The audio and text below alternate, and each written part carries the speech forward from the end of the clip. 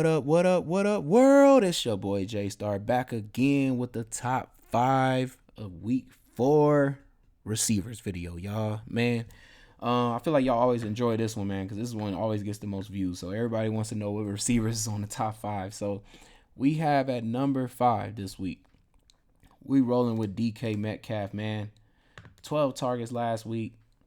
I mean, only caught 5 of them, but going against Detroit gives up receivers, man. I just gotta feel that this dude is going to probably have one of his best games. I really feel like playing in a dome. I think both of the first or well, last week was a dome game for him, right? No, it wasn't. Yeah, so hasn't played in a dome yet. And man, receivers, man, in the domes and just period, just all the weapons in the dome, man. They play faster. Just feel like they had a better game, man. So I just feel like no weather issues here and everything. If you get 12 targets in this game, man, he's probably going for 30. Like, I just feel like he's going to get in the end zone, going to get over the 100 yards. Like, came short of it, by what, like 20 something, about 30, 36 yards or something like that. But yeah, I just feel like he's going to get 12 targets again. Expect a huge game out of him, man. Like, I really do. I expect him to get over 100 yards and a touchdown in this game. So definitely has to make my top 5 for that reason. And Detroit gives up fantasy points to receivers a lot. But at number 4, we have, where are you at? A little bit lower, I believe. Yep, Amari Cooper. Amari Cooper's finally hitting with Brissett, man. Really nice, man. 10 targets, 11 targets, and then I love how he's catching most of them. That's the best thing, man, is to see that. Like, I hate when it's like a lot of targets and they're far away from him, but it's great to see that he's catching most of them. Kind of short distances too, 11 to 14, so it makes it easy for him to catch. But the best part is that he can still take it for another 9 yards, or another another 15, 16 yards right there. Like, it's crazy. So, and then he's getting touchdown back-to-back games. So I definitely got to give it to him. Going against Atlanta, too, we saw what Metcalf was able to get in the end zone. Lockett had a decent game, too, as well. Atlanta's given up mad fantasy points to receivers of the week before. I believe it was Cooper Kupp, as well as Allen Robinson. So definitely feel like Amari Cooper is big in play for this game, man. Had to make my top 5 at number 4 for that reason. And we're going to move on to number 3. At number 3, we have CeeDee Lamb, man. We already seen Washington's giving up mad fantasy points, man, to receivers, especially ones that's playing in the slot. So I feel like CeeDee Lamb is, owns a slot for the Dallas Cowboys, especially with Michael Gallup being back. So he should definitely just kind of stay in there, which he's going to be able to exploit them really well, especially with these 11 targets. Hopefully he just catches most of them, for these like short distance stuff like that. Be able to break long, for maybe a 40-yard bomb in this game or something like that, maybe yards after the catch for one. I really could see it, man. He should have a huge fantasy point game, man. 6,700 here. I feel like that's kind of savings, really. Like, he probably should be. I mean, if Dak was there, man, he would be already probably an $8,000 receiver. So to get him for this cheap, man, number 3, yeah, he got to make the number 3, man. He's at number 3 on my top 5, man. He had to be in the top 5 because of that. Like I say, they just giving up so many fantasy points to slot receivers, man. So definitely CeeDee Lamb makes the cut of that.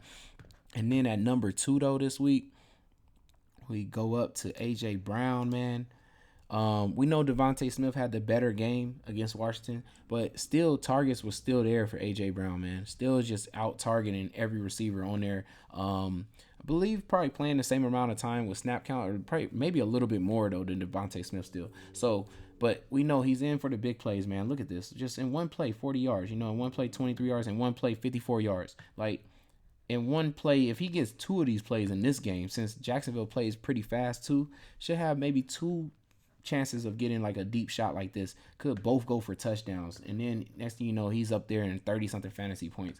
But I love the targets, man. I love that they're just getting him the ball in pretty deep routes too, period. Like average yards, almost, 2 first downs right there. Like, getting you like 2 points on every catch, or really 3 points on every catch, then that's amazing. So if we can get another 10 catch game for him, or 8 catch game for him, or something like that, this could be 2 touchdowns and over 100 yards easily. So definitely had to make my top 5 at number 2 for that reason. And at number 1, we go back to the number 1 of last week.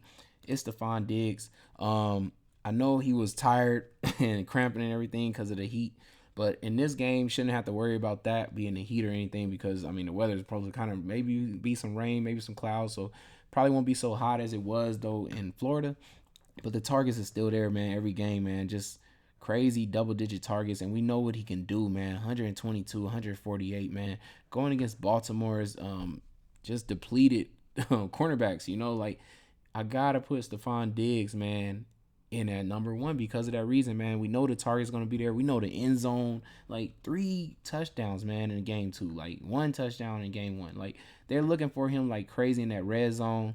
They're also just looking for him for the big plays too as well this season. Like I thought it was gonna be Gabe Davis. Of course he came back from injury. He wasn't there this week, so for week 2 there. But still, just look at this 53-46. I mean, you're in for the big plays and gonna have all the targets and the red zone looks.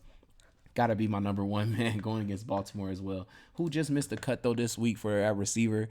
Let's get it. Where is he at? I think a little bit cheaper than this. Yeah, Garrett Wilson, man. I know everybody was on him last week. 10 targets, came short, for everybody last week. I liked him a little bit last week, but not for the price and everything. And the matchup, I felt like they was probably gonna key in on him because they saw what he did. But I feel like this Pittsburgh matchup, playing him in the slot, getting 10 targets, man. I feel like this is the matchup for him, man. It's just saw what Amari Cooper was able to do to Pittsburgh. What do I want to say? Who else was it? Chase was able to do. I can't remember who else Pittsburgh played before that. In the week 2 slate that they had. But receivers have been doing very well against them. They're giving up good fantasy points here. If you're going to get 14 to 10 targets, man, double-digit targets, man, I just feel like he definitely can be big fantasy point for him this week. Probably at least get you to 20. If he gets in the end zone at least once, definitely going to be close to about 30 then again, like how he was right here. But I can definitely see 100 yards and a touchdown for him. So, like I say, he just missed the cut, y'all. Just barely missed the cut. But that's it for my top 5 at receivers, y'all. Hope y'all enjoyed that video. Just want to say thank you all again for all the likes, comments, subscribers. Man, y'all really helping this channel grow every freaking day, man. And I really appreciate y'all. It's your boy Jaystar, and I'm out. Peace.